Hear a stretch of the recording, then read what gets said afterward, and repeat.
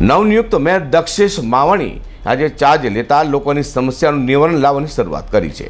હાલમાં ચાલી રહેલા ગણેશ ઉત્સવના તહેવારને લઈ બની રહેલા કૃત્રિમ તળાવની પણ મેયરે મુલાકાત લઈ વિવિધ સૂચનો કર્યા હતા। સુરતના નવનિયુક્ત મેયર દક્ષેશ માવાણીયાલ શહેરીજનોને પડી રહેલી સતત વિવિધ સમસ્યાઓનો નિવેડો લાવવા અધિકારીઓ સૂચનો કરી રહ્યા છે।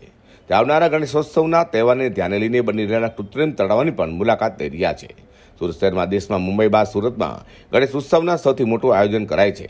સુરતમાં હર્ષોલ્લાસ સાથે ગણેશ ઉત્સવનું આયોજન કરાય છે, ત્યારે ગણેશજીની પ્રતિમાના વિસર્જન માટે કૃત્રિમ તળાવો બનાવવામાં આવ્યા છે। કૃત્રિમ તળાવો બનાવવાની શરૂઆત વચ્ચે મેયર દ્વારા ચોક બજાર ખાતે આવેલા ડક્કા ઓરા પર અધિકારી અને પદાધિકારીઓની સાથે મુલાકાત લઈ વિવિધ સૂચનો કર્યા હતા। ગણેશ વિસર્જનની સુરત મહાનગરપાલિકાની જે તૈયારી છે, 9 ઝોનમાં 20 તળાવો બની રહ્યા છે। એટલે અમારી પદાધિકારીની ટીમ અને સ્થાનિક કોર્પોરેટર સાથે આજે અહીંયા વિઝિટ કરવા આવ્યા છે કે કઈ પ્રકારની સુરત મહાનગરપાલિકા આગામી તે વિસર્જનની વખતે તૈયારી કરી રહ્યા છે। અને 5 ફૂટની અંદરની બધી મૂર્તિઓનું વિસર્જન થશે। ભાવિક ભક્તોની ધાર્મિક લાગણી ન દુભાય તે માટે સુરત મહાનગરપાલિકા તમામ તકેદારી રાખશે। શું મેસેજ આપશો લોકોને?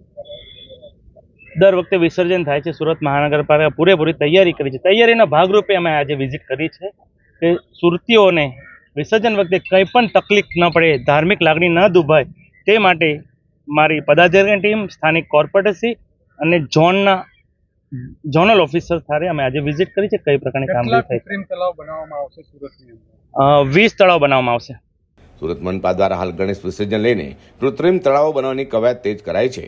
મેયર સહિતના અધિકારી અને પદાધિકારીઓ દ્વારા કૃત્રિમ તળાવની મુલાકાત લઈ કામગીરીનું નિરીક્ષણ પણ કર્યું હતું। અઝર કુર્સી સાથે હર્ષદ શેઠા।